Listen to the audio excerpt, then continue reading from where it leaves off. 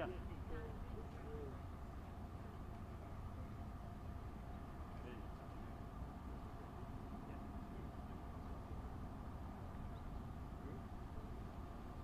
All right, so we have everyone. You don't need to record me. I'm not going to say anything. So all I'm going to say. So here in just a couple minutes, the Commandant of the Marine Corps, Colonel Berger, is going to come down and he's going to make some opening comments. Okay? He's going to be accompanied by with Lieutenant General Joseph Oscar, who is the commanding general of the 1st Marine Expeditionary Force. He's going to make some comments as well. And the two of those individuals are going to take about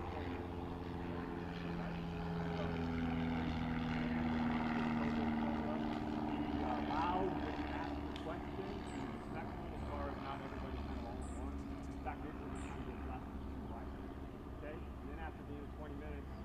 Probably call it off. Okay? And I think behind them you're going to also have Lieutenant General, new Lieutenant General, Carson Heckle, who will be the new Commanding General of the 1st Marine Expeditionary Force later today. Because there was supposed to be a change of command ceremony today, couldn't take place because of this tragic mishap, and then also COVID precautionary reasons, etc. And then Lieutenant General Stephen Rudder, who is the commander of Marine Corps Forces Pacific, is also here, and he'll just be kind of standing along, but he won't address the meeting today, okay? 20 minutes or so, Q&As. Any questions, comments, concerns? Yes, and you are again? I'm Julie. Hi, Julie. Hi. Lieutenant General Heckle will be speaking or not? No, he will not. Okay. It's just going to be the Commandant, General Berger, 4-star, and Lieutenant General Oscar. Can you spell the name, please? What's that? Can you spell the commanding general of the first national? Osterman, Joseph, first name, P-H. Thank you. Uh-huh. So Lieutenant General Osterman will be making comments as well. He will. Commandant first, and then Lieutenant General Osterman, and then Q&As for the both of those. Probably when it comes to details, specifics, etc., the ongoing recovery efforts, search and rescue efforts, and the investigation, General Osterman, anything programmatic, suspension of operations, other things, etc., maybe it's not. Okay, make sense? Can we sit here? You can sit, you can stand, yeah, please. If you do have cell phones, obviously you guys know this, put them in silent, etc. Excuse me, Okay, yes. The first general, I'm with the university. The first general was the second is Osterman, Lieutenant General. Correct. And the first one is General David Berger, B-E-R-G-E-R, and he is the Commandant of the Marine Corps. 4-star. is the title? Commandant Commandant. of the Marine Corps. He's the senior officer in the United States Marine Corps. Okay. Thank you. You're welcome. Anything else? Okay. So they're going to be doing short statements and Yes. Q&A. Yep. 2 to 5 minutes or less statements. Great.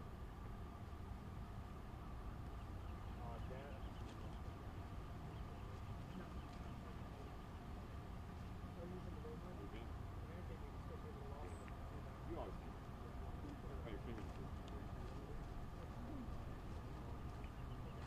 No. In fact, both the general, I think the only thing Creo que lo más importante es el maybe the position status. de todo. Very good. Very good. Correct. We haven't put anything else out. You'll get it right here.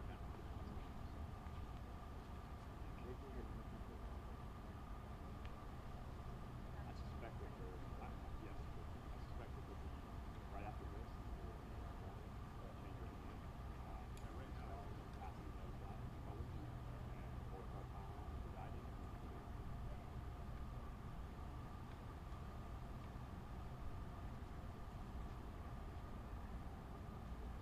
Zach, you did a mic check. Everything good? Yes, sir. Okay. You want us to turn on the P system mic? Say again? You want us to turn on the P system mic? No, that's no, we're good. I mean, I think they're going to be able to hear everything. All right.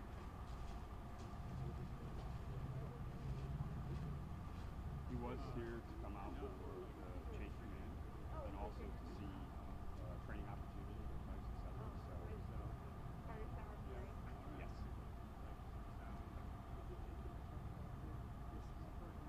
Are you Eric? Nice to meet you. Nice to to meet you finally. Yes. The original waterman kind of gave it away. My uniform hat, right? Yeah. Yeah, it's been a while. Sorry. I'm not moving. Well, next I retire. In a year though, right? In a year.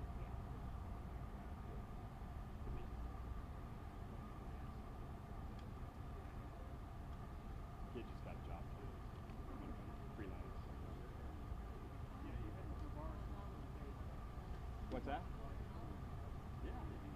No, you know so much. You know more than I do. I worked second lieutenant. Oh wow. Yeah, cub reporter. Yeah. I know.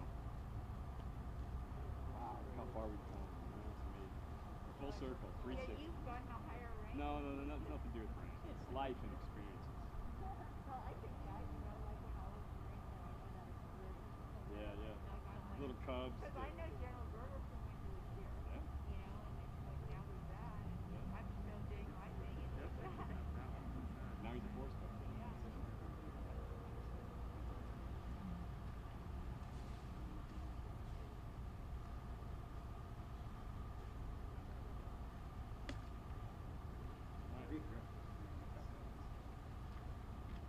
So I've made all the introductions, sir.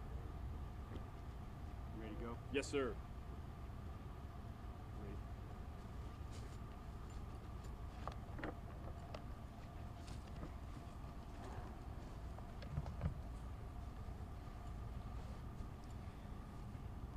Good afternoon. I'm General David Berger, Commandant of the Marine Corps, and I'm joined today by Lieutenant General Steve Rudder, the Commander of U.S. Marine Corps Forces Pacific, Lieutenant General Jody Osterman, the Commanding General of 1st Marine Expeditionary Force, Lieutenant General Karsten Heckel, who will soon take command of 1 MEF, and the Sergeant Major of the Marine Corps, Sergeant Major Black. Yesterday evening, an amphibious assault vehicle, or AAV, with the 15th Marine Expeditionary Unit suffered a mishap off the coast of Southern California, where the vehicle sank after taking on water. First, I'd like to thank everyone for their heartfelt condolences on behalf of our Marines, sailors, and family members affected by this tragic mishap. Let me add my own condolences and prayers to theirs, and ask everyone to keep the families of these service members in their thoughts. There were 15 Marines and 1 sailor aboard the AAV at the time of the mishap, and as of this afternoon, we found 8 Marines. 1 Marine has died as a result of his injuries. 2 Marines remain in critical condition and are in the care of civilian medical professionals at Scripps Memorial Hospital. 5 of the 8 Marines rescued are back aboard their assigned ship. We still have 7 Marines and 1 sailor who remain missing, and search and rescue efforts are ongoing to find them. This mishap is under investigation, and we will share the results of it once it is complete and the families have been notified. In the meantime, I've directed an immediate suspension of amphibious assault vehicle water operations until the causal factors of this mishap are better understood. All AAVs across the fleet will be inspected. Again, I'd like to offer our most heartfelt thoughts and prayers to the families of our Marines and sailors. And I'll turn it over now to Lieutenant General Osterman, the Commanding General of 1st Marine Expeditionary Force. Well, good afternoon. As the Commandant mentioned, I'm Lieutenant General Jody Osterman, the Commanding General of 1st Marine Expeditionary Force. And first and foremost, I'd like to just acknowledge that our thoughts and prayers are with the families affected by these Marines that have been in the mishap. Very tragic situation that is part of our family here at 1 MEF. The incident occurred just off of San Clemente Island, and it was part of our amphibious training that we do with the 15th Marine Expeditionary Unit, of which these Marines and sailor were a part of. The operations there, as I said, were part of normal waterborne training. When the AAV began to take on water, they signaled to the rest of the unit that they were in fact taking on water. Immediate response was provided by 2 additional Amtraks that were with them, two more amphibious assault vehicles, as well as the safety boat, which is always accompanying our water operations. And as the Commandant mentioned, we were able to rescue 8 of the Marines there, and we are still continuing search operations and the SAR operations, if you will, for the other 7 Marines and sailor that we have not yet found. So again, our heartfelt thoughts and prayers go out to the family members, and with that, I'll be ready to take any questions that you might have. Why don't you start with you, Julie? Know if they've actually inspected the AAV, or are divers being sent in to keep up with the water, and Sure. how long the rescue will go versus recovery? Yeah, basically the AAV in that part off of the islands there, for anybody that's familiar with them, the water drops off very quickly. So the AAV is actually in several hundred feet of water. It's really below the depth that a diver can go to. And so we're working, and I really owe an incredible gratitude and thanks to our Navy and our Coast Guard brethren who have helped us in this endeavor. They're actually working with us to provide assets that can basically get down to take a look at the AAV, and then we are continuing search and rescue operations at this point. We have not moved into recovery operations. We're still looking for them for the 7 Marines and 1 sailor who we have not yet found. So anyway, that's basically I guess the parameters associated with that one.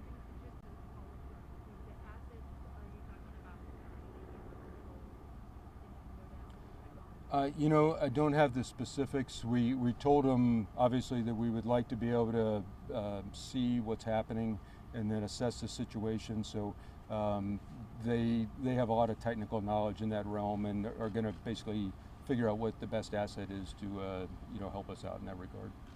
Erica?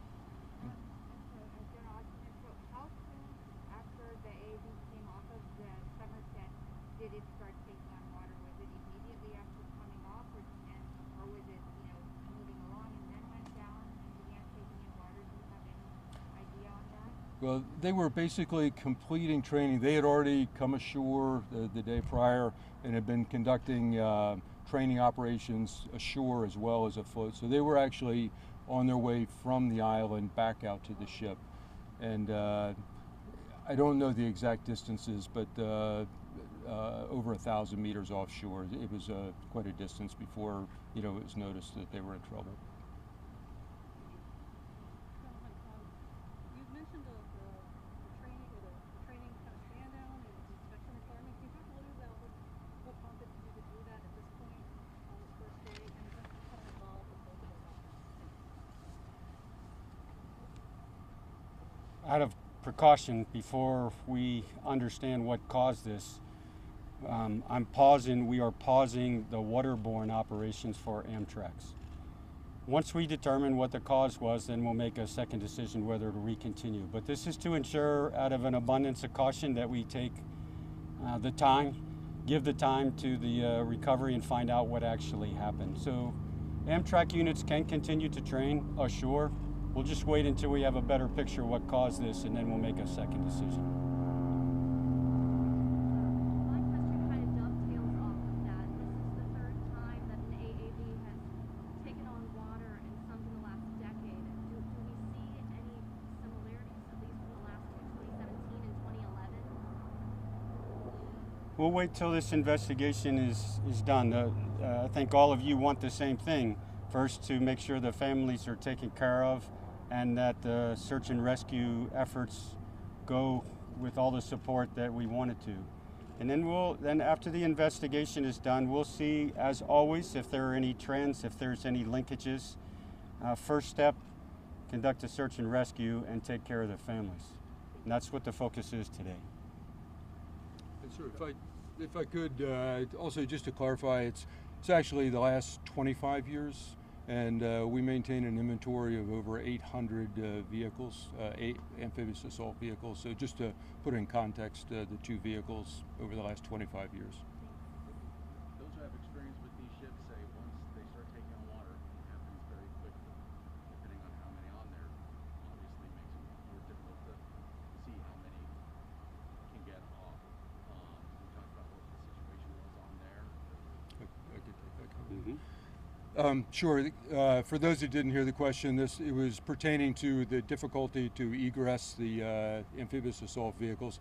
The amphibious assault vehicles are built, and the specifications are they can hold 21 personnel in the back with up to 285 pounds of gear each, and then they have 3 crew members as well. This particular AAV had a total of 16 personnel on board, so it wasn't anywhere near the maximum number. And from an egress perspective, just an awful lot of dynamics involved with that. With the personnel recovered, obviously some were able to egress, but as the Commandant mentioned, until the investigation is completed, we won't know all the details of that part of it. Each AAV does have 3 watertight hatches forward for the crew, and then it has 2 very large troop hatches in the back that come up and open. The vehicle itself weighs 26 tons, so with that, and the water and the freeboard, it has a natural buoyancy to it, obviously, to be able to conduct operations. But again, depending on how much water, wave height, things like that, it's kind of a relative decision about how much water or anything like that it would require. Can you talk a little about, you mentioned the weight, can you talk a little bit about what each Marine was carrying, how much it weighs, and whether they had any sort of flotation device available? Sure. The Marines were in their normal combat gear, so the body armor, the basic kit that they have with them. Like I said, they had been ashore the day before as part of the operation. They all had flotation as well. That's part of our equipment loadout that goes with it. It's an inflatable vest that they wear with that. With the rescue operations, some of those Marines were picked up because they were floating. So just, that's about all the detail I have on the individuals. So the gear, for those Marines was working properly. Can you please clarify on the 1,000 meters from shore is from the beach or from the island? It was more than 1,000 meters, less than 2,000 meters from the beach on the island. On the northwest corner of the island, it was the landing beaches. And also, the condition of the 2 injured, are they still in the hospital, or how are they doing? Right now, I don't want to talk about specific medical conditions because of their privacy and HIPAA rules. But right now, they are both stable, and my understanding is that they've moved out of the intensive unit to the standard ICU unit, so they've been stable enough to reach that point. Thank you. Go ahead. Yeah, can you talk about the conditions that night? I know today there were strong moderate winds and choppy seas. What were the conditions around? I don't have the specifics of the conditions. I do know that, and something I had asked the commander about the assessments, there's always a surf assessment or a wave action assessment that's done to make sure it's within the parameters for the AAVs to execute, just like boats or anything else. And it was within the parameters that we had. I just don't, there's everything from wave height to chop to a number of different factors that fall into what that calculation is, and I don't know all the details of the individual pieces of the calculation. It's just that the overall conditions were acceptable at the time they launched. Can you talk about what assets you have currently right now assisting the search and recovery, surface as well as airborne, and other agencies like the Coast Guard is involved, and also what support is being provided to both the crew board and the families, things like chaplains and other support? Sure. Right now, on station, we've got the USS Essex, a large deck amphibious ship, the Somerset, and the San Diego, which are all associated with the training that was going on. Also a destroyer that was on station as well. She came over from a distant location very quickly at a high speed to get there in time. And then there's those are the surface vessels. Coast Guard cutter was also involved. Then yesterday and today we've had helicopters up 24 hours a day, mostly associated with the search and rescue helicopters with sensors, Coast Guard helicopter as well as Navy helicopters, Marine Corps helicopters. And then from kind of a surface perspective, the ARG-MU has 11-meter inflatable, rigid hull inflatable boats. Those were deployed as well. So literally every asset we had that was available to search, and they continue to search during the SAR effort at this point. Did the AAV, I'm sorry. That's all right, go ahead. Did the AAV sank completely, or it was? It sank completely. It basically the adjacent AAVs watched it go down, and as I said, 26 tons. The assumption is it went all the way to the bottom. How wide of an area is being searched? You know, I don't have the exact details. We know precisely where it went down because the other units were literally right there with it. So they marked it. They know exactly where it is. Part of the search and rescue effort includes things like looking at the water currents, looking at the temperature of the water, the survivability of people in the water, any kind of drift. So there's search and rescue experts, which includes Coast Guard personnel that have gone to the Navy ships in order to assist with the effort. Erica, go ahead. How many other AAVs were with them when this happened, and did this have anything to do with Summer Fury training? With what training? I'm sorry? Fury, sir. Summer Fury. My understanding is there were a total of 13 Amtraks. Sorry? And with Summer Fury, no, it was not connected to Summer Fury. That's primarily an aviation training venue out of Miramar. We have time for one more question.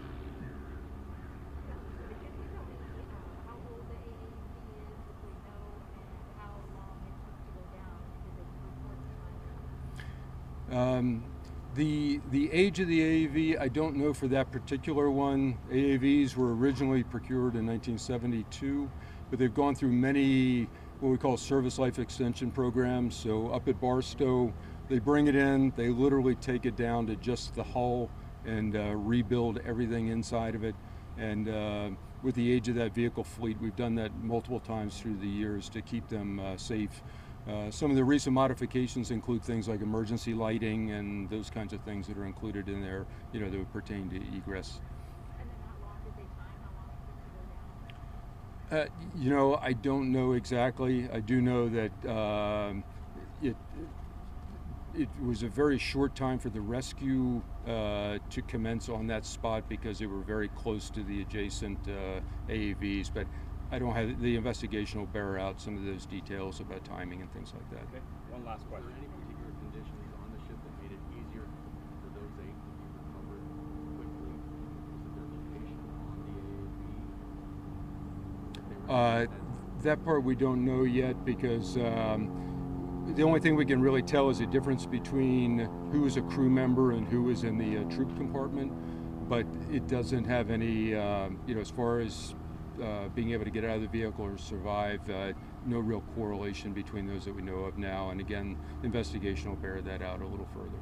Sir, the age average of the missing, The average age? I would say probably the oldest person in there was early 30s, and then the youngest ones, and I'm basing this off of rank, I don't know the particulars, youngest Marines were probably about 19, 18, 19. We had a few PFCs, private first class, in there. Is there any closing comments from either? Sure. Yeah. I would just ask you to understand the situation that the families are in and ask your help there in giving them space right now. Both the families of those that were recovered and the families who are waiting on news of theirs who are not yet accounted for, please give them the space. You will get information as one MEF gets it. I'm just asking you to give them the distance, put yourself in their shoes, allow them to focus on their Marine and their sailor, and then the rest of the answers will all come to you. But sometimes, in our eagerness to get information, we lose sight of the priority. I know yours are the same. The priority right now, those families, those Marines and the sailor, that's the priority. So I'm just asking you to respect that. All the information will come as we get it. And I'll leave it there. Just thanks for your interest and for the support for One MEF here in the Southern California community, and appreciate everybody's assistance in this effort. Thank you. Thank you so much.